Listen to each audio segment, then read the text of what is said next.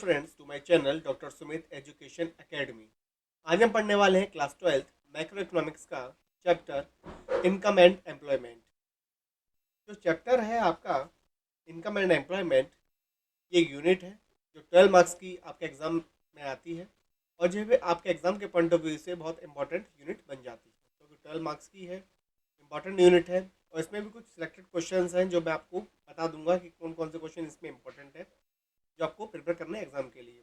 फिलहाल एग्जाम से पहले एक बार रिवीजन इसका हम कर लेते हैं जिससे हमारा ये जो यूनिट है वो अच्छी तरह कंप्लीट हो जाए। फिर इसके इंपॉर्टेंट क्वेश्चन कर लेंगे तो हमारा ये 12 मार्क्स की यूनिट पूरी कंप्लीट हो जाएगी।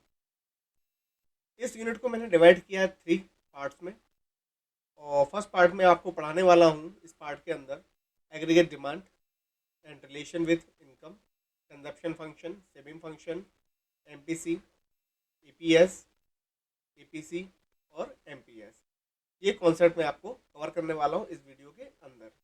तो चलिए सीखते हैं पहला concept aggregate demand. Aggregate demand में क्या आ रहा है? एग्रीगेट डिमांड क्या होती है? Aggregate demand refers to the total demand for finished goods and services in the economy over a specific period. Means जो एग्रीगेट डिमांड है इसका मतलब क्या है कि जो फिनिश्ड गुड्स प्रिपेयर हुआ है फॉर अ सेल, तो उसके लिए कितने कस्टमर रेडी हैं उसको बाय करने के लिए, उसको बोलते हैं एग्रीगेट डिमांड। एग्रीगेट डिमांड मतलब कि इकोनॉमी के अंदर कितने कंज्यूमर हैं जो रेडी हैं इसको बाय करने के लिए फिनिश्ड गुड्स एंड सर्विसेज को, उसको बोलते हैं एग्रीगेट डिमांड। लेकिन इसमें जो पार्टिकुलर वर्ड है स्पेसिफिक पीरियड, जो वर्ड है स्पेसिफिक पीरियड, इसका मतलब क्या होता है? जो वर्ड है स्पेसिफिक पीरियड इसका मतलब होता है फाइनेंशियल ईयर कि 1 अप्रैल टू 31 मार्च, मतलब 1 ईयर के अंदर कितने जो कंज्यूमर है रेडी हैं बाय करने के लिए किसको? गुड्स एंड सर्विसेज को। ये मैं आपको आगे बताऊंगा कि कौन कौन से बायर होते हैं, कौन कौन से कस्टमर होते हैं जो इसको रेडी करने के लिए, मतलब रेडी होते हैं बाय करने के लिए goods and services. Aggregate demand और इसका और क्या मतलब होता है? एग्रीगेट डिमांड का मतलब होता है आपका कि it also refers to a country GDP, इसको हम जीडीपी बोलते हैं। यदि आपसे कोई पूछता है what do mean bye GDP, तो आप इसका आंसर इसमें भी दे सकते हैं कि GDP means total demand for finished goods and services in the economy over a specific period. Aggregate demand is also known as, aggregate demand को और क्या बोला जाता है? एग्रीगेट डिमांड को बोला जाता है एग्रीगेट एक्सपेंडिचर। एग्रीगेट डिमांड को हम एग्रीगेट एक्सपेंडिचर भी हम बोल सकते हैं। As A is the total expenditure, A मतलब aggregate expenditure is the total expenditure incurred by all the sectors of the economy. All the sectors means किसी भी इकोनॉमी में 4 सेक्टर्स होते हैं: household, producers, government and rest of the world. जिसमें से हम क्या करते हैं रेस्ट ऑफ वर्ल्ड से? इम्पोर्ट एंड एक्सपोर्ट, उसको बोलते हैं रेस्ट ऑफ द वर्ल्ड। तो वही लिखा हुआ है aggregate expenditure as A is the total expenditure incurred by the all the sectors, all the economy. Means aggregate जो एक्सपेंडिचर होता है कि जो सेक्टर इकोनॉमी में एक्सेस कर रहे हैं, मतलब जो इकोनॉमी के सेक्टर हैं जो बाय कर रहे हैं गुड्स एंड सर्विसेज को, तो उसको हम क्या बोलते हैं? Aggregate expenditure. ठीक है, तो एग्रीगेट एक्सपेंडिचर का मतलब ही क्या होता है? Aggregate demand. तो आपको समझ में आ गया एग्रीगेट डिमांड क्या होती है।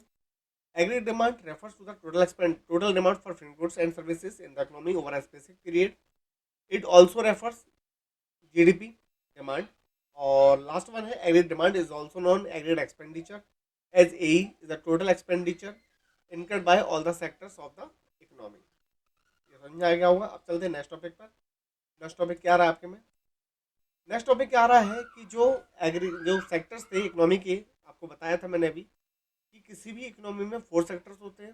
फर्स्ट सेक्टर्स होता है आपका house hold, second government, third producers और लास्ट वन आपका रेस्ट ऑफ द वर्ल्ड। अब जो सेक्टर्स हैं इकोनॉमी के, वही इकोनॉमी को रन कराते हैं, वही इकोनॉमी को चलाते हैं। जैसे पहला है कॉम्पोनेंट्स है एग्रीगेट डिमांड का गवर्नमेंट एक्सपेंडिचर। तो गवर्नमेंट एक्सपेंडिचर क्या होते हैं कि जो सोशल वेलफेयर करने के लिए गवर्नमेंट परचेज कर रही है goods and services from the producers and किसी से भी, तो वो इकोनॉमी को चला रहे हैं। जो नीडी पीपल्स हैं उनको प्रोवाइड कराने के गुड्स एंड सर्विसेज को, तो जो गवर्नमेंट एक्सपेंडिचर करेगी इकोनॉमी के अंदर उसी को हम क्या बोलते हैं? Aggregate, sorry government expenditure. तो वही लिखा हुआ आ रहा है, क्या होता है?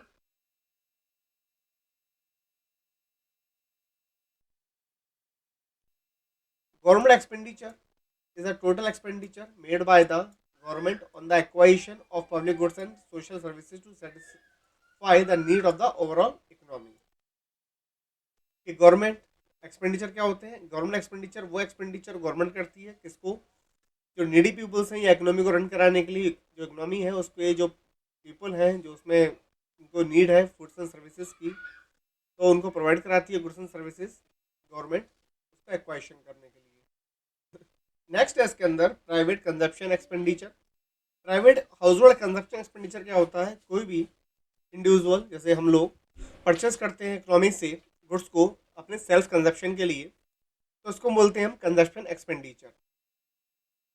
वही लिखा हुआ आ रहा है इसके अंदर, कंजप्शन एक्सपेंडिचर और private household consumption expenditure refers to the total spending of an individual or household on the purchase of goods and services in an economy during an accounting year। मतलब अपनी needs को fulfil करने के लिए हम कोई भी goods and services purchase करते हैं तो उसी को हम बोलते हैं कंजप्शन एक्सपेंडिचर। नेक्स्ट है इसके अंदर investment expenditure.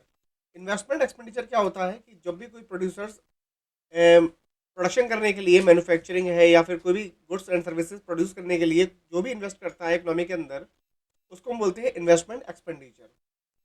Investment expenditure refers to the company's total expenditure on acquiring new capital goods and services like machinery and equipment, change in inventories, and invest in residential and residential structures। मतलब infrastructure बनाने के लिए या फिर goods and service produce करने के लिए कोई भी इकोनॉमी में इन्वेस्ट किया जाता है उसको हम बोलते हैं इन्वेस्टमेंट एक्सपेंडिचर। नेट एक्सपोर्ट, ये तो आपको इजीली मालूम होगा कि जब हम कोई गुड्स परचेज या सेल करते हैं फ्रॉम अब्रॉड तो उसको हम बोलते हैं नेट एक्सपोर्ट। नेट एक्सपोर्ट मतलब जो एक्सपोर्ट है एक्स और जो इंपोर्ट है एम, इसको जो डिफरेंस करके जो आता है एक्सपोर्ट माइनस इंपोर्ट, तो उसको बोलते हैं नेट एक्सपोर्ट। तो रेस्ट ऑफ द वर्ल्ड मतलब क्या है कि आपको मालूम है जो फोर्थ सेक्टर था वो था रेस्ट ऑफ द वर्ल्ड, कि जब हम कोई गुड्स परचेज करते हैं अब्रॉड से या सेल करते हैं अब्रॉड को, एक्सपोर्ट या इंपोर्ट, तो उसको बोलते हैं नेट एक्सपोर्ट। तो ये भी हमारे सेक्टर है इकोनॉमी का। The term total export refers to the demand for the products that are produced by domestic producers but are sold to the rest of the world, while total import refers to the demand for the products that are manufactured outside the domestic boundaries of the country but are imported to the country. Therefore, net export refers to the difference between the total export and the total import of the country। समझ आ गया होगा आपको fourth sector भी। Fourth sector का expenditure मतलब क्या, net export, कि जब हम एक्सपोर्ट करते हैं अब्रॉड से, मतलब सेल करते हैं अब्रॉड को तो एक्सपोर्ट बोला जाता है, जब उससे खरीदते हैं तो उसको हम क्या बोलते हैं, इंपोर्ट बोलते हैं। ठीक है, तो आपको समझ में आ गए ये फोर्थ सेक्टर। अब चलते हैं नेक्स्ट पर। नेक्स्ट क्या आ रहा है, नेक्स्ट आपका है aggregate demand in two sector model. जो हमारे कोर्स में है ओनली टू सेक्टर्स मॉडल हमारे कोर्स में है सीबीएसई में, फोर्थ सेक्टर हमारे मॉडल हमारे कोर्स में नहीं है। टू सेक्टर मॉडल मतलब हम ये डील करेंगे, समझेंगे इसके अंदर कि प्रोड्यूसर्स और कंजप्शन एक्सपेंडिचर, मतलब सी और आई, मतलब कंजप्शन एक्सपेंडिचर और इन्वेस्टमेंट एक्सपेंडिचर में क्या रिलेशन है। ठीक है, और इस ये इनकम के साथ कैसे रिलेशन बनाता है कंजप्शन एक्सपेंडिचर और income, sorry investment expenditure. Although aggregate demand has four elements or components, the two-sector model of aggregate demand focus only two components। वैसे तो aggregate demand में चार कंपोनेंट होते हैं, लेकिन अभी हम समझते हैं कि टू सेक्टर मॉडल कैसे अपने आप को डील करता है इनकम के साथ। तो जो दो कंपोनेंट लेते हैं इसके अंदर, टू कंपोनेंट्स, पहला होता है इन्वेस्टमेंट एक्सपेंडिचर और सेकंड वन कंजप्शन एक्सपेंडिचर। जो फर्स्ट वन है वो है इन्वेस्टमेंट एक्सपेंडिचर और सेकंड वन है consumption expenditure. According to this जो एग्रीड डिमांड बनेगा वो क्या बनेगा, कंजप्शन प्लस इन्वेस्टमेंट, मतलब सी प्लस आई। ठीक है, तो एग्रीड डिमांड जो पढ़ रहे हैं इस वक्त हम वो पढ़ रहे हैं सी प्लस आई। वैसे तो एग्रीड डिमांड क्या होता है, वैसे तो अभी अब सीखा था हमने, जो एग्रीड डिमांड होता है उसके अंदर फोर कंपोनेंट होते हैं। पहला होता है फोर कंपोनेंट होते हैं, तो फोर कंपोनेंट होते हैं कौन कौन सा, ये तो consumption expenditure plus government expenditure plus investment जो प्रोड्यूसर करता है, और लास्ट वन होता है हमारा एक्सपोर्ट माइनस इंपोर्ट, मतलब नेट एक्सपोर्ट, नहीं कर देते नेट एक्सपोर्ट। फोर कंपोनेंट होते हैं, लेकिन अभी अपनी हमारी स्टडी में खाली दो कंपोनेंट लिए गए हैं, कंजप्शन एक्सपेंडिचर और इन्वेस्टमेंट एक्सपेंडिचर, मतलब at is equal to C plus I. समझ में आ रहा हुआ, दो ही हमने दो ही लिए हैं, सी प्लस आई। अब चलते हैं नेक्स्ट। ये देखिए बिहेवियर ऑफ एग्रीगेट डिमांड, मतलब जो एग्रीगेट डिमांड है उसका इनकम के साथ क्या बिहेवियर होता है, मतलब कैसे कैसे इनकम और एडी अपने आप को रिलेट करते हैं एक दूसरे से, ये हम सीखेंगे बिहेवियर ऑफ एडी। तो एडी क्या है, एडी समझ लिया आपने, और behaviour, the aggregate demand depends on the income. जो एग्रीगेट डिमांड है मतलब मार्केट में जो डिमांड बनेगी किस डिपेंड, वो डिपेंड किस पे करती है, इनकम पे। Aggregate demand depends on the income, जो एग्रीगेट डिमांड है किस पर डिपेंड करती है, इनकम पर। And expenditure of an economy, generally when the income of an economy rises. देखिए जो इनकम है इकोनॉमी की जब राइजेस होती है, मतलब कोई भी इनकम है, इनकम पे आपके जो एक्सपेंडिचर है वो क्या होते हैं, फुली डिपेंड होते हैं, फुली डिपेंड। जैसे जैसे इकोनॉमी की इनकम, आपको मालूम है इकोनॉमी में हम दो सेक्टर लेके चल रहे हैं, एक तो कंजप्शन एक्सपेंडिचर मतलब हाउस होल्ड, और एक प्रोड्यूसर। तो जैसे जैसे हाउस होल्ड और प्रोड्यूसर की इनकम क्या होगी, राइज होगी, क्या होगी, राइज होगी। तो जो एक्सपेंडिचर है उनके जो एक्सपेंडिचर वो भी क्या होंगे, राइज होंगे, क्योंकि जो आपके एक्सपेंडिचर है डिपेंड किस पे होते हैं, इनकम पर। तो वही लिखा हुआ है, generally when the income of an economy rises the expenditure also rises and vice versa. Means आपके जो एक्सपेंडिचर है डिपेंड होते हैं इनकम पे, जैसे इनकम बढ़ेगी आपके एक्सपेंडिचर भी क्या होंगे, बढ़ेंगे। इनकम कम होंगी आपके एक्सपेंडिचर भी क्या होंगे, कम होंगे। ठीक है, considering this it can be stated that income and expenditure have a positive relation. दोनों में कैसा रिलेशन होता है, पॉजिटिव। इनकम राइज आपका एक्सपेंडिचर राइज, इनकम डाउन आपके एक्सपेंडिचर भी क्या होंगे, डाउन होंगे। तो both have a positive relation between them. Clear है। अब चलते हैं नेक्स्ट, नेक्स्ट टॉपिक क्या आ रहा है। अब देखिए अब इसी चीज को हम सीखेंगे शेड्यूल पर, जो बिहेवियर ऑफ एडी है इसको हम सीखेंगे शेड्यूल पर। ये आपका एग्जाम में क्वेश्चन बन सकता है कि what do mean by AD function, मतलब एग्रीगेट डिमांड फंक्शन क्या होता है, और इसको आप एक्सप्लेन करिए विथ सुटेबल डायग्राम और टेबल। ठीक है, तो टेबल कैसे बनाएंगे आप, ये देखिए जो एडी है, जो एडी होता है, जो एडी है उस पर हम दो कंपोनेंट लेके चल रहे हैं, एक लेके चल रहे हैं सी और एक क्या लेके चल रहे हैं, आई। कंजप्शन एक्सपेंडिचर और इनकम, सॉरी इन्वेस्टमेंट एक्सपेंडिचर। तो जैसे मान लीजिए आपकी इनकम जीरो है, तब भी क्या होगा, कंजप्शन मार्केट में होगा, कंजप्शन मार्केट में होगा। क्यों होगा, क्योंकि आपकी इनकम भले जीरो हो लेकिन जो कंज्यूमर होता है वो क्या करेगा, अपनी नीड्स को फुलफिल तब भी करेगा वो, तो कंजप्शन क्या होगा। और इसे हम बोलते हैं ऑटोनॉमस कंजप्शन, जो इनकम जीरो होगी तब भी वो मार्केट में एक्सिस्ट करेगा। ठीक है, और इसी तरह से इन्वेस्टमेंट। क्लियर है। तो आपका ईडी मतलब इनकम भले ही जीरो होगी मार्केट की, तब भी ईडी क्या करेगा, मार्केट में एक्सिस्ट करेगा। तो ईडी क्या हो गया, 60। इसको हम क्या बोलते हैं, ऑटोनॉमस, इसको हम बोलते हैं, इसको हम बोलते हैं ऑटोनॉमस, ऑटोनॉमस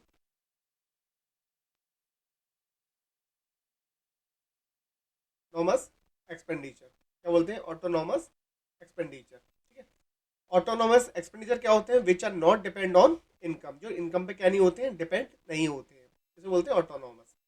भले इनकम जीरो है तभी वो क्या कर रहे हैं, मार्केट में एक्सिस्ट कर रहे हैं। उसके बाद जैसे जैसे आपकी इनकम क्या होती है, राइज होती है, वैसे वैसे आपकी जो एक्सपेंडिचर है वो भी क्या होते हैं, राइज होते जाते हैं। देखिए कंजप्शन भी बढ़ रहा है, ठीक है, और आपके एडी भी बढ़ेगा, और आपके स्टडी में इन्वेस्टमेंट क्या रहता है, कांस्टेंट। ठीक है, उसके बाद हम बाद में करेंगे, फिलहाल तो आप ध्यान दीजिए इनकम पर और एडी पर। ठीक है, जैसे जैसे आपकी इनकम बढ़ेगी एडी भी क्या होगा, राइज होगा। और यदि हम इसको रिवर्स में पढ़ते हैं, जैसे जैसे इनकम कम होगी आपकी जो एक्सपेंडिचर एडी वो भी क्या होने लगेगा, कम होने लगेगा। ठीक है, अच्छा ये आपको समझ में आ गया। ठीक है, अब चलते हैं नेक्स्ट, डायग्राम देख लेते हैं। ये देखिए यहाँ पे डायग्राम आ गया आपके में, डायग्राम में क्या कह रहा है आपका, ये देखिए डायग्राम कह रहा है कि जो आपका एडी कर्व है, सबसे पहले हमने कैसा बनाया है इसको, एडी कर्व ये बना लिया आपका एल, इसमें वाई एक्सिस, और ये हो गया आपका एक्स एक्सिस। आपके ऑटोनोमस कंजप्शन क्या है, कांस्टेंट है, जो बताया था मैंने टेबल के अंदर 30, जो क्या आपके कांस्टेंट है, इसे बोलते हैं ऑटोनोमस इन्वेस्टमेंट। ऑटोनोमस इन्वेस्टमेंट क्या होते हैं, which are not depend on income. जैसे इनकम आपकी चाहे राइज हो, चाहे इनकम क्या हो, फॉल हो, चाहे राइज हो चाहे फॉल हो, आपके ऑटोनोमस इन्वेस्टमेंट क्या रहेंगे, कांस्टेंट रहेंगे। ठीक है। उसके बाद जो आपका कंजप्शन एक्सपेंडिचर है, जैसे जैसे आपकी इनकम बढ़ेगी, आपके कंजप्शन एक्सपेंडिचर क्या होंगे, राइज होंगे। देखिए राइज हो रहे हैं। और आपका एडी भी क्या होगा, राइज होगा, क्योंकि एडी क्या होता है, सी और आई का टोटल। ठीक है, इसको एडी बोलते हैं। जैसे जैसे आपकी इनकम बढ़ेगी, आपका एडी भी राइज होगा। ठीक है। आप चाहे तो यहाँ पर 45 डिग्री पर एक लाइन बना सकते हैं, इसको बोलते हैं इनकम लाइन। ठीक है, ये कंपल्सरी नहीं होती, आप चाहे तो बना सकते हैं एडी इनकम लाइन, तो चाहे तो ड्रॉप करिए। फिलहाल तो एडी, ये हो गया सी और ये हो गया ऑटोनोमस। सी क्या होता है, कॉम्बिनेशन ऑफ, सॉरी एडी क्या होता है, combination of C plus I. Clear है। अच्छा, जो सी है आप गौर करिएगा, सी एक पार्टिकुलर पॉइंट से स्टार्ट हो रहा है, कहाँ से, एस से। तो एस होगा वो क्या होगा, ऑटोनोमस, ऑटोनोमस आपका होगा expenditure, autonomous expenditure which are not depend on income, इसको बोल सकते हैं consumption expenditure, autonomous consumption expenditure. Clear है, जो डिपेंड नहीं होता किस पर, इनकम। तो एक कर्व बन गया आपका, कर्व सीख लिया होगा आपने कर्व कैसे बनता है। अब चलते हैं नेक्स्ट। नेक्स्ट क्या कह रहा है,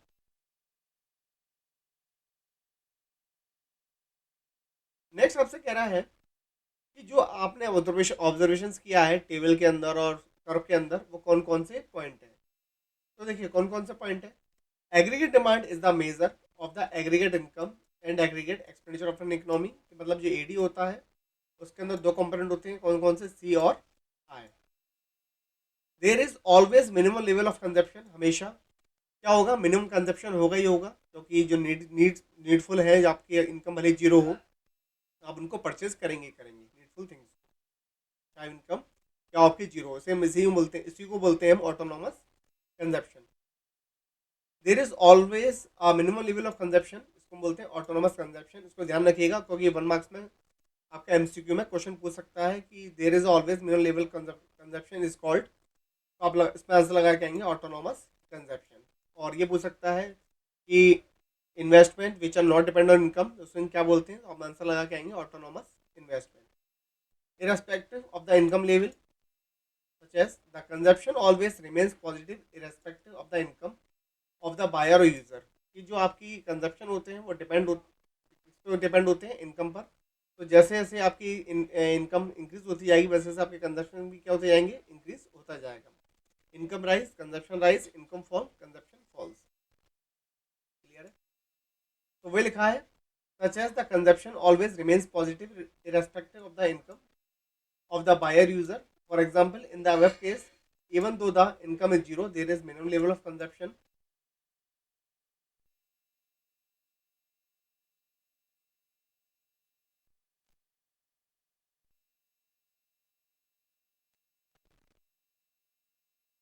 minimum level of consumption, autonomous consumption, हमने क्या माना था, ऑफ 30।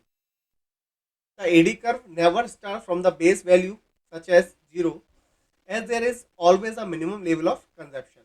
मीन्स जो एडी कर्व होता है वो कभी भी जीरो बेस पॉइंट से स्टार्ट नहीं होगा। मैं आपको बना के दिखा देता हूँ एक बार, किस तरह से कह रहा है इस पॉइंट को। कि जैसे मान लीजिए आपने बनाया एडी कर्व, तो एडी कर्व कभी भी ये होता है ओरिजिन, यहाँ से स्टार्ट नहीं होगा जीरो बेस वैल्यू से। कहाँ से स्टार्ट होगा, एडी इस पॉइंट से स्टार्ट होगा, इसको नाम दे देते हैं एस। इस पॉइंट से स्टार्ट होगा, क्योंकि मार्केट में क्या होता है, ऑटोनोमस कंजप्शन। ठीक है, क्योंकि जो हाउस होल्ड है वो अपनी नीड्स को फुलफिल करेगा ही, चाहे उसकी इनकम क्या हो, जीरो हो। ठीक है, इसी को हम बोलते हैं ऑटोनोमस कंजप्शन। ये लाइन वो कह रहा है कि AD curve never starts from the base value such as zero, as there is always a minimum level of consumption. I hope ये समझ में आ गया होगा। चलते हैं नेक्स्ट पॉइंटों पर। नेक्स्ट पॉइंट क्या कह रहा है, ऑब्जर्वेशन में। नेक्स्ट पॉइंट है ऑब्जर्वेशन के अंदर, the consumption expenditure curve represent that the consumption slope is always increasing. Means कि जो कंजप्शन स्लॉप होता है, मतलब एडी स्लॉप जो होता है हमेशा क्या होता है, पॉजिटिव होता है। क्या होता है, पॉजिटिव। अब ये स्लॉप पॉजिटिव क्यों होता है, किसकी वजह से होता है पॉजिटिव, इनकम की वजह से ही क्या होता है पॉजिटिव।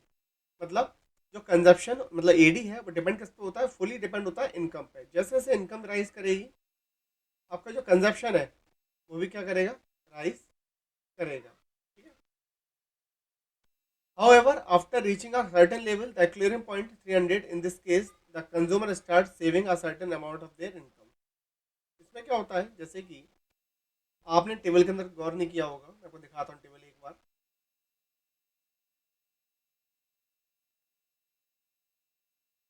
देखिए टेबल देखिए कि आपकी इनकम जीरो थी, तब जो कंजप्शन था वो कितना था, 60, एडी 60 था।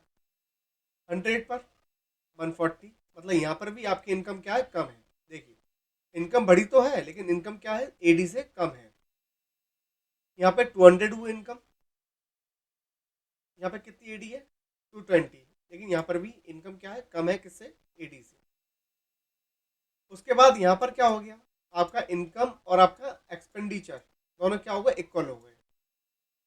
तो वही पॉइंट पे कह रहा था कि after certain level of income, जो इनकम है क्या हो जाती है, हायर, ग्रेटर हो जाती है, किससे, आपके एडी से। तो ये वो पार्ट होता है जहाँ पर जो लोग हैं अपना सेविंग पार्ट स्टार्ट कर देते हैं और पैसे को सेव करना स्टार्ट करते हैं। और जो ऊपर का पार्ट है यहाँ पर क्या होती है, डेथ सेविंग। लोग अपने जो पार्ट सेविंग, पास्ट सेविंग है उनसे विड्रॉ करते हैं, पास्ट सेविंग से, और अपना कंजप्शन को पूरा करते हैं। ठीक है। तो ये पार्ट है आपका पास्ट सेविंग का, 0 से 200 तक। और 400 से क्या करेंगे, यहाँ पे जो पीपल्स है सेविंग करना स्टार्ट कर देंगे। आई होप समझ में आ गया होगा। अब चलते हैं नेक्स्ट।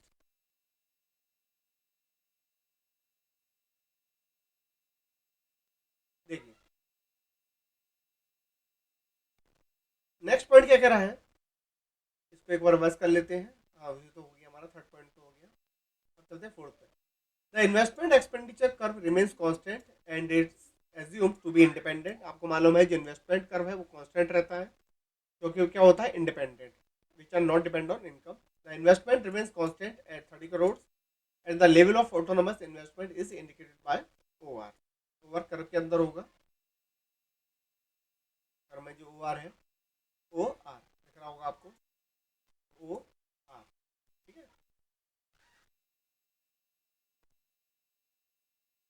उसके बाद है last, the AD curve represents that there is a positive relationship between income and expenditure, as when the income of the economy rises, the expenditure also rises and vice versa. ये आपको समझ में आएगी। ठीक है। आई होप ये आपको AD function समझ में आ गया होगा। चलते हैं नेक्स्ट पर। नेक्स्ट आ रहा है आपका एग्रीगेट सप्लाई। एग्रीगेट सप्लाई क्या होती है, एग्रीगेट सप्लाई क्या होती है, aggregate supply flows of goods and services as plan by the producers. मतलब एग्रीगेट सप्लाई क्या होती है, aggregate supply goods and services का फ्लो है जो प्लान किया जाता है किसके द्वारा, by the producers during an accounting year. Accounting year बता दिया मैंने आपको, 1 April to 31 March. It is identical with the flow of income. जो प्रोड्यूसर का गुड्स एंड सर्विसेज है ये डिपेंड करता है प्रोड्यूसर की इनकम पे during an accounting year. A S मतलब aggregate supply and Y income therefore may be treated as identical to each other. A S and Y एक दूसरे पे क्या करते हैं, एक दूसरे को हम एक ही इनको माना जाता है। ए एस एंड वाई दोनों एक ही है। जैसे मार्केट में इनकम जीरो है तो सप्लाई क्या होगी, मार्केट में जीरो होगी। प्रोड्यूसर कोई सप्लाई मार्केट में नहीं करेगा। इनकम 100 है तो सप्लाई भी कितनी की होगी, 100 की। 200 इनकम है तो सिमिलरली 200। मतलब इनकम और वाई दोनों क्या है, दोनों आइडेंटिकल है, दोनों एक ही चीज़ है। ठीक है। तो aggregate supply flows of goods and services as planned by the producers during an accounting year. It is identical with the flow of income during an accounting year. A S and Y therefore may be treated as identical to each other. यदि इसका graph बनाएंगे as का, वो भी क्या बनेगा, वो भी शो कराएगा पॉजिटिव रिलेशन किसमें, इनकम में एंड एएस में, और वो एक स्लोप क्या देगा, अपवर्ड स्लोप बनाएगा, क्या, एग्रीगेट सप्लाई। आई होप समझ में आ गया होगा। अब चलते हैं नेक्स्ट टॉपिक पर। नेक्स्ट टॉपिक क्या आ रहा है, नेक्स्ट टॉपिक है आपका कंजप्शन फंक्शन। कंजप्शन फंक्शन क्या होता है, consumption function is the relationship between income and consumption. मतलब इनकम और कंजप्शन का जो रिलेशन होता है उसी को हम बोलते हैं consumption function. The functional relationship between consumption and national income is known as consumption function. ठीक है, अब इसको समझते हैं। ये बनाया है कंजप्शन शेड्यूल। इनकम जीरो है तो भी आपका कंजप्शन एक्सिस्ट कर रहा है इकोनॉमी के अंदर 80 पर। इसका मतलब क्या है कि इनकम आपकी जीरो हो तब भी कंजप्शन क्या होगा, मार्केट में एक्सिस्ट करेगा। इसी को हम क्या बोलते हैं, ऑटोनोमस कंजप्शन। जो 80 दिख रहा है, जो डिपेंड नहीं है, ठीक है, इनकम पर, इसी को हम बोलते हैं ऑटोनोमस कंजप्शन।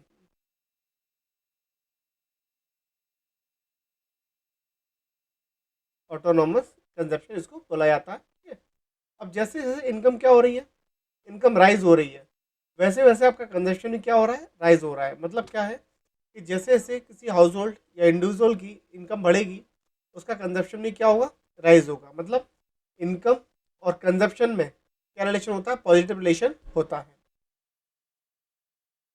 समझ में आ गया होगा आपको ये। अब चलते हैं नेक्स्ट पर। अभी देखिए ये बनाया है आपका डायग्राम। अब देखिए यहाँ पर ये दी है इनकम लाइन, जो अपने भी एस में बनाई थी। ये हो गई इनकम लाइन, ठीक है। इस पे बनाया है हमने कंजप्शन लाइन। कंजप्शन लाइन जो स्टार्ट होगी वो एक सर्टेन पॉइंट से स्टार्ट होगी। मतलब ओरिजिन इसका जीरो से नहीं होगा।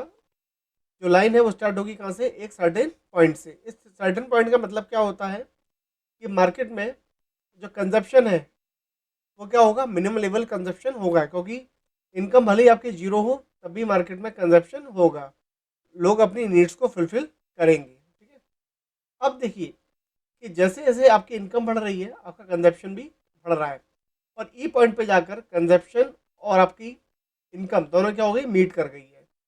Consumption equal to income break even point, zero saving, यहाँ पर सेविंग नहीं होती। अब देखिए जब तक आपकी इनकम क्या थी, इनकम लेस देन थी आपके कंजप्शन थे, जो आपकी इनकम थी वो लेस देन थी किससे, आपके कंजप्शन से।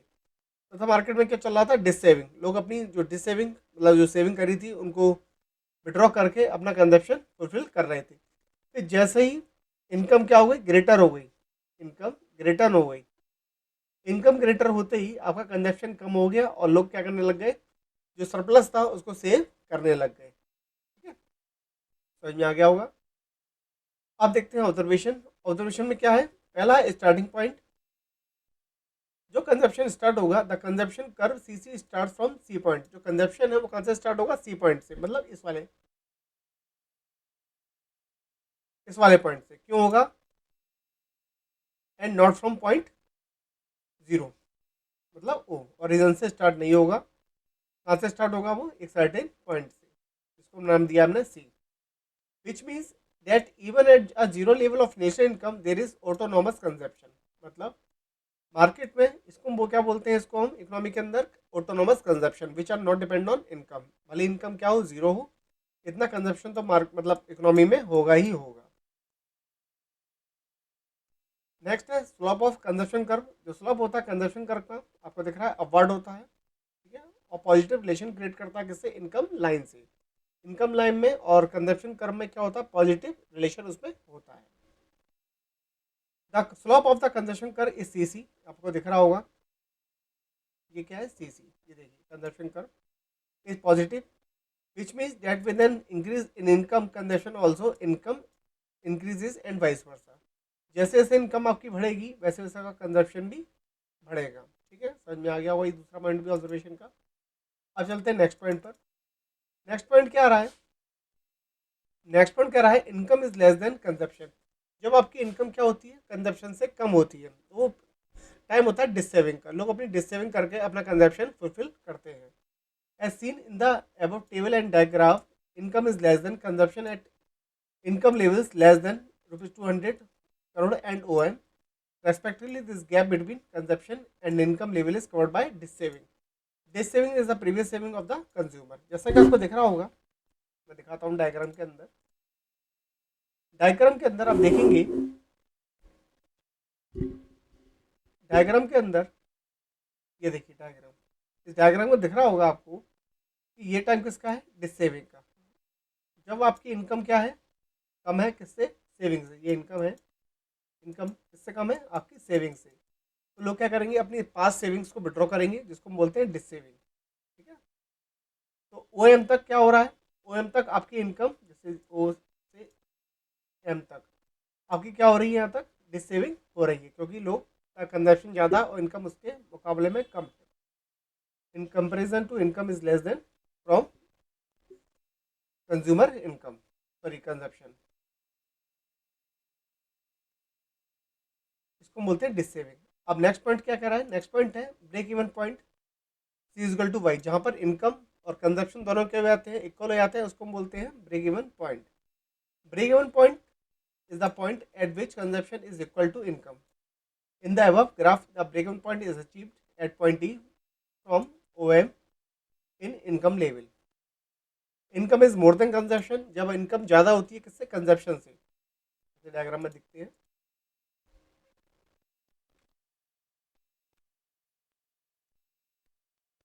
ये देखिए, जैसे आपकी इनकम क्या है, आपकी इनकम ज़्यादा हो जाती है किसके, इन कंपेरिजन टू कंजप्शन. तो जो कंज्यूमर है क्या करता है, क्या करते हैं कंज्यूमर, सेविंग अपनी करने लगते हैं. जैसे इनकम ज़्यादा होती है कंजप्शन से, तो लोग क्या करने लगते हैं, सेविंग करने लगते हैं. तो वही बताया है. As seen in the above table and graph, income is more than consumption at income levels more than 200 and the points to the right of E. Respectively, this excess income result in saving. Clear है, ये आपके 5 points clear हो गए, समझ में आ गया होगा आपको. नेक्स्ट है types of propensities to consume. अब हमें सीखना है प्रोपेंसिटीज टू कंज्यूम. तो ये दो तरह के होते हैं. फर्स्ट होता है average propensity to consume, APC. APC क्या होता है, अब मैं देखो टेबल में दिखाता हूँ आपको. एपीसी टेबल देखना पड़ेगा हमें. ये देखिए, ये टेबल है, इस टेबल को देखिए. इस टेबल के अंदर जब हम रिलेशन क्रिएट करते हैं, वही कौन सा relation, proportionate relation. When we create a proportionate relation between C and Y, that's called is APC. देखिए यहाँ पर जो आपका C है कितना है, 140, और यहाँ पे कितना है, 100. तो 140 डिवाइड बाई 100, तो ये बनेगा आपका 1.4 APC. मतलब इन कंपैरिजन टू इनकम जो आपका कंजप्शन है वो क्या है, 1.4 टाइम्स है, 1.4 टाइम्स.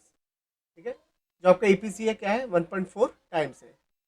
यहाँ पर क्या हो गया, यदि यहाँ पर निकाला जाए एपीसी, तो 200 डिवाइड बाई 200 इजकल टू 1. यहाँ पे एपीसी आपका 1 हो जाएगा. इधर निकालेंगे 260 डिवाइड बाई 300, तो समथिंग आपका आएगा 8.3.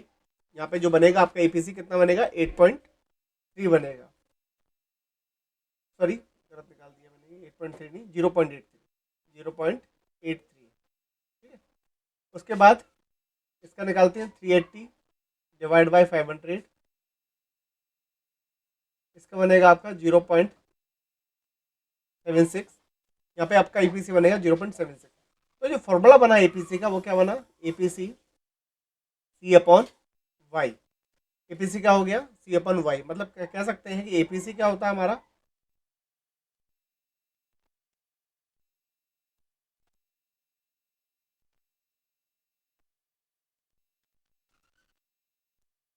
It is the ratio of consumption expenditure. APC क्या होता है, रेशियो होता है किसका, consumption expenditure to the corresponding income level. किसके कंपैरिजन में, इनकम लेवल के कंपैरिजन में. The formula to determine APC is, formula क्या होता है, एपीसी टू मतलब APC is equal to consumption upon income, जो मैंने बता दिया आपको. अच्छा, APC can be equal to 1. APC क्या हो सकता है, इक्वल टू 1. इक्वल टू 1 कब होगा, जब सी और वाई दोनों क्या होंगे, इक्वल होंगे। जैसे मान लीजिए कंजप्शन 200 है और वाई भी 200 है, तो हमारा जो एपीसी निकल के आएगा वो क्या आएगा, 1 निकल के आएगा। लेस देन 1, जो हमारा एपीसी है वो क्या हो सकता है, लेस देन 1 हो सकता है। पहला समझ में आ गया आपको, लेस देन 1 कैसे होगा, मतलब एपीसी क्या हो सकता है, लेस देन 1। लेस देन 1 क्या होगा, जब हमारा सी क्या होगा, लेस देन किससे, इनकम से। जब हमारा जो सी है वो क्या होगा, कम होगा किससे, वाई से। मान लीजिए हमारा सी है 200 और वाई हमारा है कितना, 400, सॉरी 500। तो हमारा जो निकल के आएगा एपीसी क्या निकल के आएगा, 0.4। तो क्या हो गया, लेस देन 1 हो गया। तो एपीसी क्या हो सकता है हमारा, लेस देन 1 हो सकता है जब सी क्या होगा, जब सी हमारा लेस देन वाई होगा। ठीक है, इसको मैं लिख देता हूँ, समझ में आ जाएगा। सी पी लेस देन 1 जब सी क्या होगा, लेस देन वाई होगा। ठीक है, फिर कह रहा है मोर देन 1। सी हमारा क्या हो सकता है, मोर देन 1 हो सकता है, सॉरी एपीसी हमारा क्या हो सकता है, मोर देन 1 हो सकता है। ये कब होगा, ये तब होगा सी एपीसी मोर देन 1। ये कब होगा, जब हमारा सी क्या होगा, ग्रेटर होगा किससे, वाई से। मान लीजिए सी हमारा 200 है और इनका मान लीजिए 100 है, तो ग्रेटर हो जाएगा एपीसी हमारा किससे, 1 से। तो आपको तीनों समझ में आ गए। इक्वल टू 1 जब सी इक्वल टू 1 होगा, sorry C equal to Y होगा, लेस देन 1 जब सी हमारा कम होगा किससे, वाई से, और सी जब ग्रेटर होगा वाई से, the more than 1। But can be zero, लेकिन कभी भी एपीसी जीरो नहीं होगा। क्यों नहीं होगा, क्योंकि जैसे कि मान लीजिए सी क्या होता है, ऑटोनोमस कंजप्शन, कि मतलब इनकम जीरो है तब भी हमारा सी एक्सेस करेगा मार्केट में। तो क्या होता है वो, इन्फिनिटी वो हो जाएगा उस केस में, लेकिन जीरो वो नहीं होगा। ठीक है, क्योंकि सी जीरो नहीं होता इसलिए। तो C, sorry APC can be zero. तो आंसर आ सकता है वो कि एपीसी इन्फिनिटी का होता है। तो आप बोलेंगे कि when minimum level of consumption exist in the market, मतलब C have a some value at the zero level of income. Clear, तब एपीसी हमारा क्या होता है, infinity. According to the formula, APC can be zero when the consumption level is zero, which is not possible at any income level because even at zero income level there is autonomous consumption. ठीक है,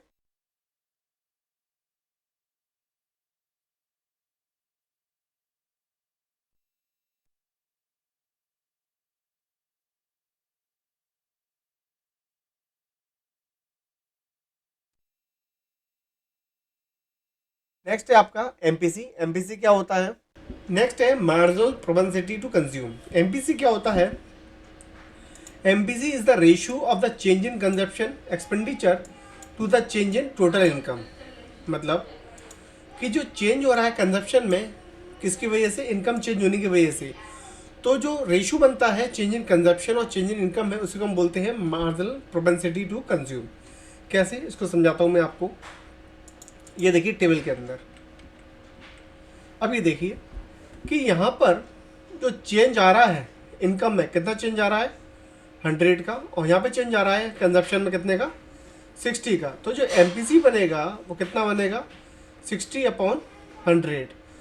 ठीक है, मतलब income के 100 change होने पर, क्योंकि income कितनी बड़ी है, जीरो थी, फिर कितनी राइज हुई, 100। तो इनकम के 100 राइज होने से तो आपका जो कंजप्शन है वो कितना राइज हुआ है, 60। आपका जो कंजप्शन राइज हुआ है वो 60 राइज हुआ है। तो जो एमपीसी बनेगा वो क्या बनेगा, 0.6। एमपीसी बनेगा कितना बनेगा, 0.6। सिमिलरली आप यहाँ देखिए, आपका जो इनकम है कितना राइज हुआ, 100 का, और आपकी जो कंजप्शन है कितना राइज हुआ है, 60 का। ठीक है, जो आपका एमपीसी बनेगा क्या बनेगा, 0.6। ठीक है, इससे हम कह सकते हैं कि जो कंजप्शन होता है वो 0 to 1 इसके बीच में ही वरी करता है। मतलब जो फिगर आएगी एमपीसी की वो 0 और 1 के बीच में ही आएगी, ना तो एमपीसी 0 आएगा ना एमपीसी क्या आएगा, 1 आएगा। इनके बीच में ही कोई फिगर एक्सिस्ट करेगी। ठीक है, क्योंकि एमपीसी क्या होता है, एमपीसी बताता है कि चेंज इन कंजप्शन, मतलब जो कंजप्शन चेंज हो रहा है किसके से चेंज हो रहा है, इनकम की वजह से चेंज हो रहा है। जैसे इनकम में, मतलब इकोनॉमी में नेशनल इनकम चेंज होती है, वैसे ही कंजप्शन लोगों का क्या होगा, चेंज होगा। ठीक है, समझ में आ गया। तो एमपीसी का जो फॉर्मूला बनेगा क्या बनेगा, डेल्टा सी मतलब change in C upon delta Y मतलब change in Y, change in C upon change in Y, ये बनेगा आपका एमपीसी। ठीक है,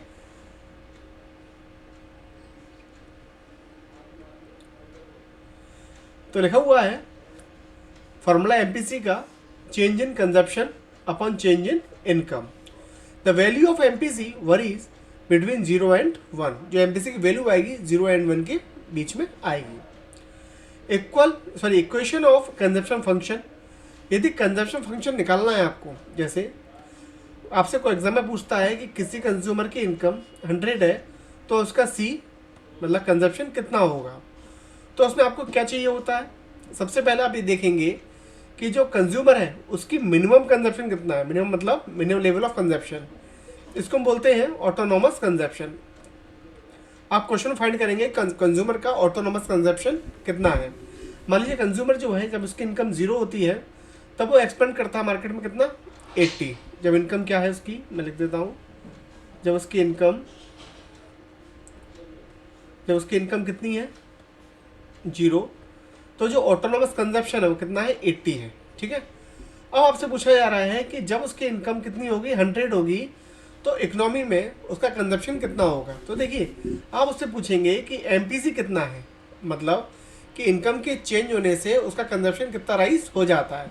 तो क्वेश्चन ने बताया कि एमपीसी जो है 0.6 है। कंज्यूमर जो खर्च करता है इनकम के राइज होने पर कितना करता है, 0.6। तो 100 का मल्टीप्लाई एमपीसी से करेंगे, कितना आ जाएगा आपका, 60।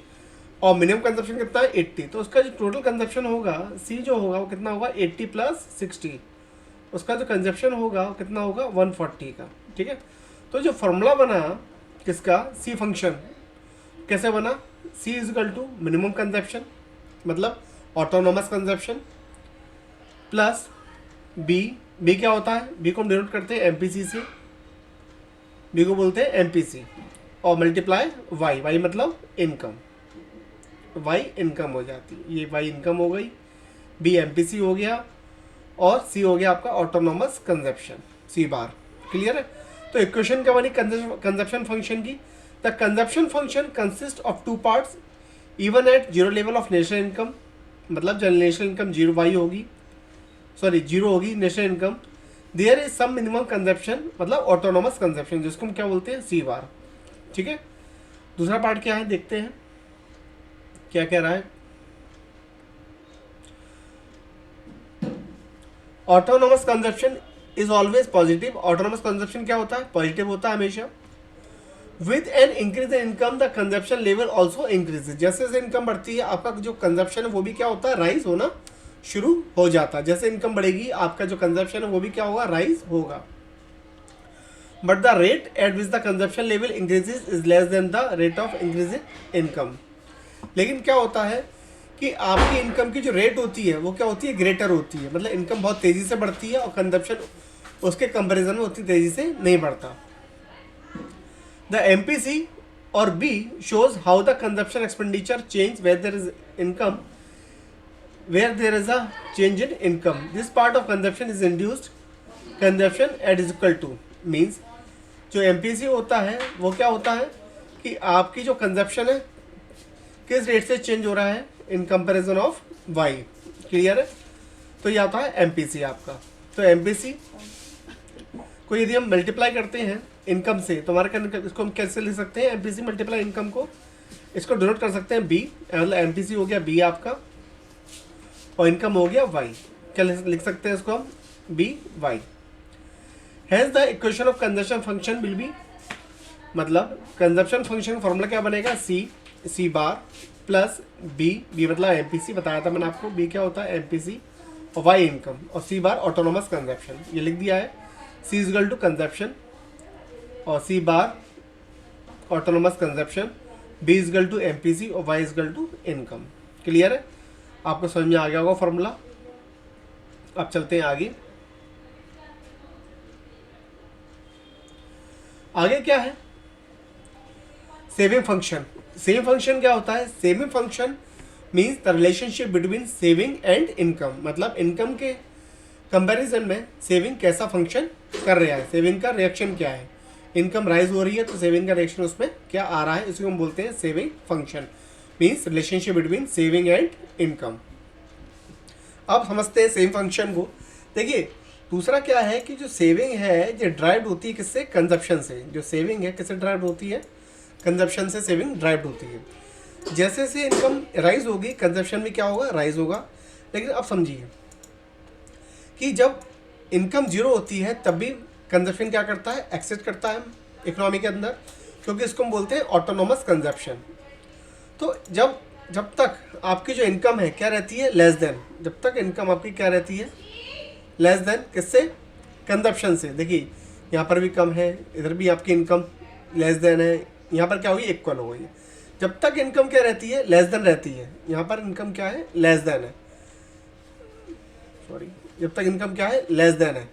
जब तक इनकम कम है आपकी क्या करेगा, जो इंडिविजुअल हैं, जो भी इकोनॉमी में है, जो कंज्यूम कर रहे हैं, वो अपनी क्या करेंगे, पास्ट सेविंग विड्रॉ करेंगे, पास्ट सेविंग क्या करेंगे, अपनी विड्रॉ करेंगे। ठीक है, जैसे विड्रॉ कर ली या विड्रॉ कर ली, तो आपकी सेविंग क्या होगी, नेगेटिव। अब समझिए, जब तक आपका कंजप्शन क्या रहेगा, ग्रेटर रहेगा, क्या रहेगा, ग्रेटर। जब तक कंजप्शन क्या रहेगा, ग्रेटर रहेगा, आपकी सेविंग किस में रहेगी, नेगेटिव रहेगी। अब एक की ओर देखिए यहाँ पर कि जब इनकम जीरो होती है, जब इनकम जीरो होती है तो कंजप्शन किस में होता है, पॉजिटिव में, और सेम वैल्यू सेविंग की किस में होती है, नेगेटिव में। तो आपको मालूम है कि इसको हम बोलते हैं ऑटोनोमस कंजप्शन। जब इनकम जीरो होती है इसको बोलते हैं ऑटोनोमस कंजप्शन। कितना है, 80।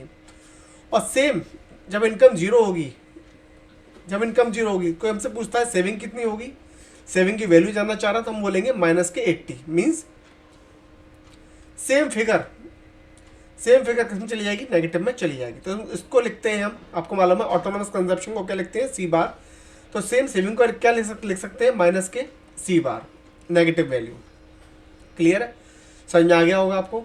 और जैसे जैसे आपकी इनकम क्या होती है, ग्रेटर हो जाती है, किससे, जैसे ही आपकी इनकम क्या होती है, ग्रेटर हो जाती है, किससे ग्रेटर होती है, इन आपके कंजप्शन से, आप क्या करने लगते हैं, जैसे सरप्लस में आते हैं सेविंग करना आप स्टार्ट कर देते हैं। तो सेविंग किस में आती है, पॉजिटिव में, सेविंग किस में आती है, पॉजिटिव में। और जब कंजप्शन कम होता है किससे, सॉरी ज़्यादा होता है किससे, इनकम से, इनकम से ज़्यादा होता है, तो आपकी सेविंग किस में होती है, आपकी सेविंग किस में होती है, नेगेटिव में। क्लियर है, समझ में आ गया होगा आपको टेबल से। अब चलिए आगे देखते हैं। यहाँ देखिए जो डायग्राम बना हुआ है सेविंग कर्व, यहाँ देखिए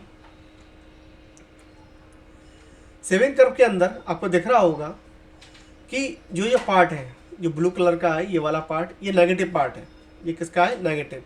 इसका मतलब क्या है कि यहाँ पर कंजप्शन ज़्यादा है और इनकम आपकी कम हो रही है। जब इनकम कम होती है और कंजप्शन ज़्यादा होता है तो आप क्या करते हैं, पास विड्रॉ करते हैं और आपकी सेविंग किस में चली जाती है, नेगेटिव में। और जैसे जैसे आपकी इनकम, जो ये लेवल दिख रहा है, ये वाला पॉइंट आर, जो आर पॉइंट है, ये क्या बता रहा है कि हमारा कंजप्शन और इनकम क्या है, दोनों इक्वल है। जैसे ही आपकी इनकम क्या होती है, ग्रेटर हो जाती है, जैसे ही आपकी इनकम ग्रेटर हो जाती है आपके कंजप्शन से, आप क्या करने लगते हैं, सेविंग करने लगते हैं। ये देखिए आपकी सेविंग करने लगते हैं। क्लियर है। अब देखते हैं ऑब्जर्वेशंस। ऑब्जर्वेशन क्या निकल के आ रहा है, the saving curve S S start from point S. कहाँ से स्टार्ट हो रहा है सेविंग कर्व, एस पॉइंट से, ठीक है, एस पॉइंट से, on Y axis and not from point zero. वो जीरो से स्टार्ट, मतलब ओ से स्टार्ट नहीं हो रहा, which means that at zero income level there is negative saving equal to the amount of autonomous consumption. वही बता रहा है कि जो अमाउंट है सेविंग का, जितना आपका कंजप्शन पॉजिटिव था उतनी ही सेविंग किस में होगी, नेगेटिव में। किस पर, जब आपका इनकम क्या थी, जीरो थी। Slope of saving curve, the slope of saving curve positive. जो स्लोप होता है सेविंग कर्व का वो क्या होता है, पॉजिटिव होता है, क्योंकि जैसे जैसे आपकी इनकम राइज होती है सेविंग भी पॉजिटिव होना शुरू हो जाती है। Which means that there is a positive relation between saving and income. दोनों में कैसे रिलेशन होता है, सेविंग इनकम में पॉजिटिव रिलेशन दोनों में होता है। कि जैसे जैसे आपकी इनकम बढ़ेगी सेविंग भी माइनस से पॉजिटिव की ओर जाने लगेगी और एक टाइम बाद सेविंग पॉजिटिव में चली जाएगी। ठीक है, नेक्स्ट, फिर है break even point S equal to zero. The saving curve कब होता है, एस जीरो कब होता है, कि जब आपका कंजप्शन किसके इक्वल हो जाता है, वाई के इक्वल हो जाता है। जितना आप कंज्यूम कर रहे हैं उतनी आपकी इनकम है, तो सेविंग क्या हो जाएगी, equal to zero. The saving curve S S crosses the X axis at point R which is the break even point. This point is known as break even point. अब question आपसे पूछ सकता है कि consumption function या saving function में break even point कब होता है। तो कंजप्शन फंक्शन में सी इक्वल टू वाई और सेविंग फंक्शन में C equal to Y saving zero, because ये सेविंग इज जीरो और consumption is equal to income. ये आपके 1 मार्क्स के कहाँ पर MCQ रेडी हो रहे हैं एग्जाम के लिए, इनको याद रखिएगा। Positive saving after the break even point after S equal to zero saving is positive.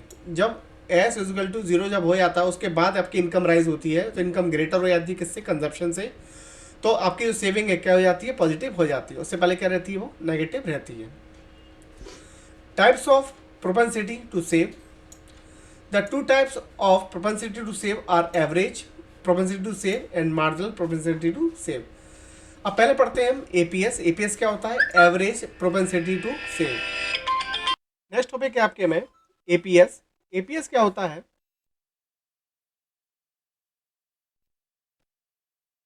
APS is the ratio, APS is the ratio between saving and income. जो एपीएस होता है वो सेविंग और इनकम का क्या होता है, रेशियो होता है कि आपकी इनकम के कंपैरिजन में आपकी सेविंग कितनी है। जैसे मान लीजिए एग्जांपल ले लेते हैं कि आपकी सेविंग है -40 और आपकी जो इनकम है कितनी है 100, तो आपका जो सेविंग है और जो इनकम है इनके बीच में क्या रेशियो बन रहा है, तो -40 डिवाइड बाई 100, तो जो रेशियो बनेगा वो बनेगा 0.4 माइनस के। तो ये हो गया आपका एपीएस। क्लियर है। इसको एक बार मैं आपको टेबल में दिखा देता हूँ। जो टेबल ड्रॉ करी थी पीछे मैंने सेविंग की, ये देखिए यहाँ पर जो इनकम है, इनकम कितनी है, यहाँ पर जो इनकम है 100 है और जो आपकी सेविंग है कितनी है -40। यदि हम एपीएस निकालना हो हमें तो एपीएस कितना आएगा, -40 डिवाइड बाय 100, तो ये आएगा -0.40। सिमिलरली यदि मुझे निकालना है 300 इनकम है और 40 सेविंग है, तो 40 डिवाइड बाय 100, तो ये आएगा आपका 0.075 समथिंग क्या आएगी आपकी सेविंग आएगी। क्लियर, ये आपका हो गया एपीएस। एपीएस मतलब सेविंग और इनकम का रेशियो। क्लियर है। अच्छा ये देखिए लिखा हुआ आ रहा है आपके में, APS is the ratio of saving to the corresponding income level. The formula to determine APS is saving upon income. जो एपीएस का फॉर्मूला होता है वो क्या होता है, सेविंग अपॉन इनकम। अब इसमें आगे देखेंगे, APS to save can never be 1। जो एपीएस होता है वो कभी भी 1 नहीं होता।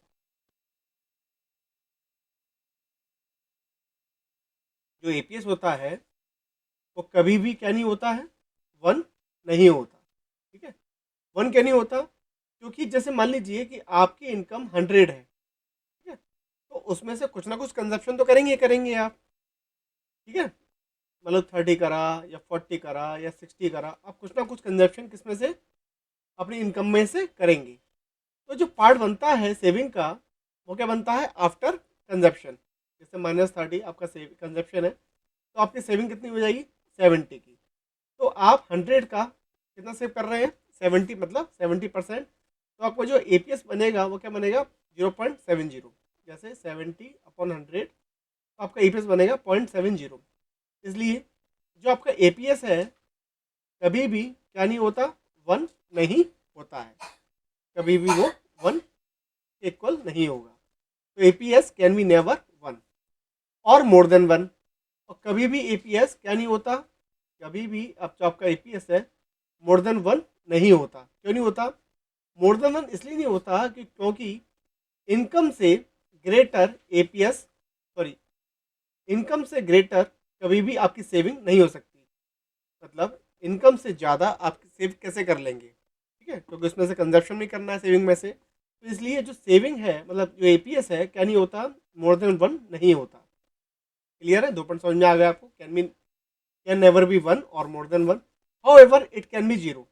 लेकिन एपीएस क्या हो सकता है, एपीएस आपका 0 हो सकता है। ये कब होगा, जब सी इक्वल टू वाई, मतलब कंजप्शन किसके इक्वल हो जाएगा, इनकम के इक्वल हो जाएगा। जैसे आपकी इनकम 100 है और कितना कंजप्शन कर रहे हैं आप, 100 का ही कंजप्शन कर रहे हैं, दोनों क्या हो गए, इक्वल हो गए। ठीक है, तो आपकी सेविंग क्या हो जाएगी आपकी, मतलब एपीएस क्या हो जाएगा, 0।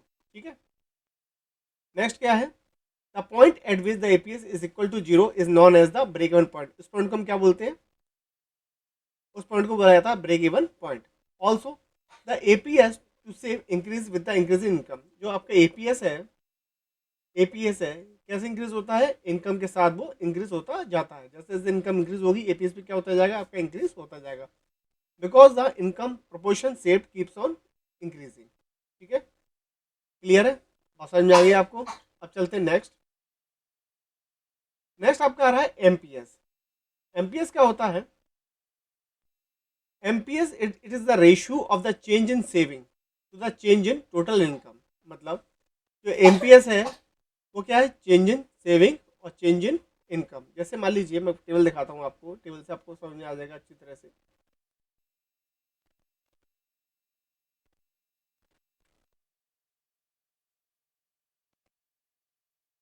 ये देखिए, ये आपकी टेबल आ गई। तो हमारा जो फॉर्मूला होता है एमपीएस का फॉर्मूला क्या होता है, एमपीएस का जो फॉर्मूला होता है वो होता है MPS is equal to delta S upon delta Y. तो जो फॉर्मूला बनता है एमपीएस का क्या बनता है, delta S upon delta Y, मतलब change in saving upon change in income. अब देखिए यहाँ पर जो सेविंग चेंज हो रही है वो कितनी हो रही है आपकी, 40। जो चेंज आया है आपकी सेविंग में, पहले कितनी थी, -80, फिर -40 रह गई।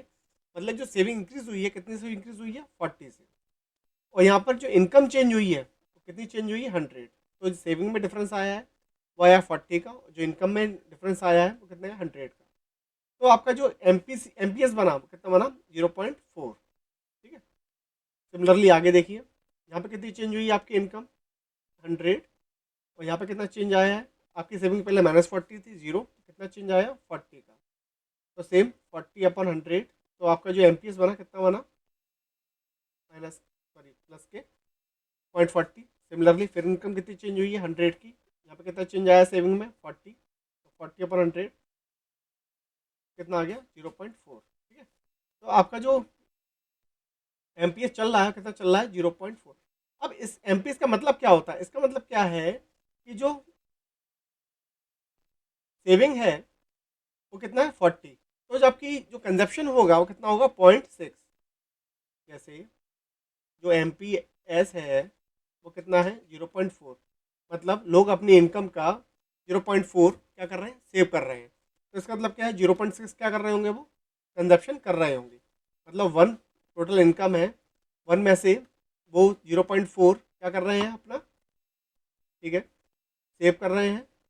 और तो 0.6 क्या कर रहे होंगे, वो कंजप्शन कर रहे होंगे। ठीक है, क्योंकि MPS plus MPC is equal to 1। आपको समझ में आ गया होगा, MPS plus MPC is equal to 1। ठीक है, अब चलते हैं नेक्स्ट।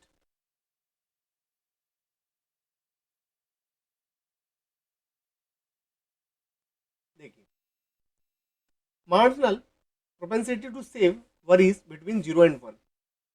जो आपका एमपीएस होगा वो 0 एंड 1 के बीच में वरी करेगा। या 0.1 हो आपका एमपीएस, या 0.2 हो, 0.3, या फिर 1 से कम 0.99। ठीक है, if the whole additional income is saved then MPS will be equal to 1।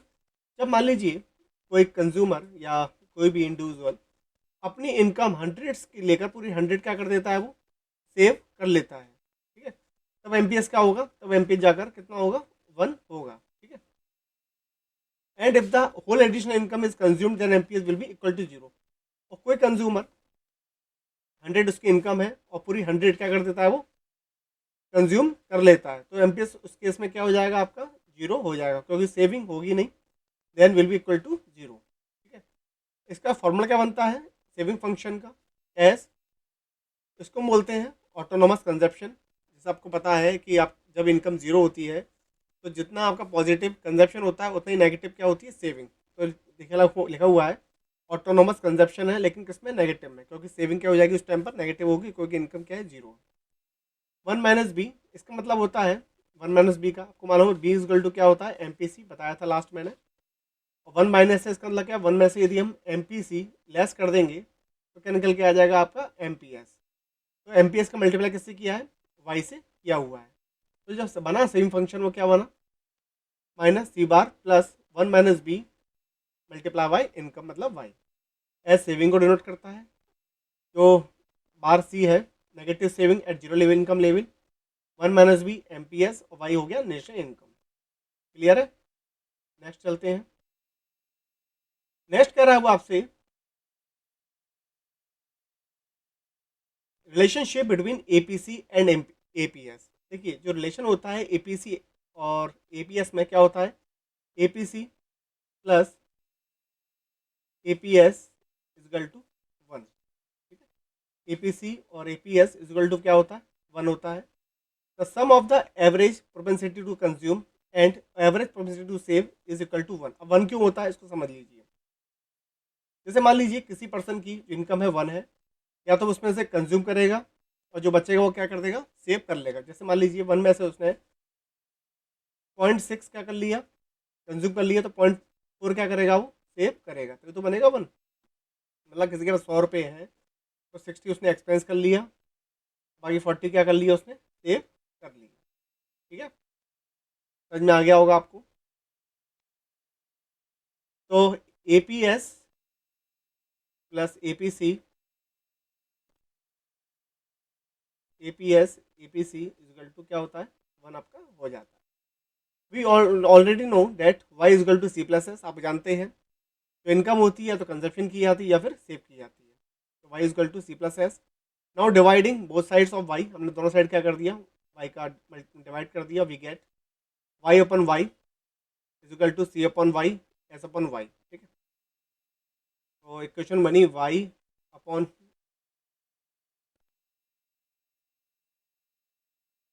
Y is equal to C upon Y plus S upon Y. ठीक है, तो वाई एलसीएम आ गया, तो ऊपर क्या रह गया, सी प्लस एस।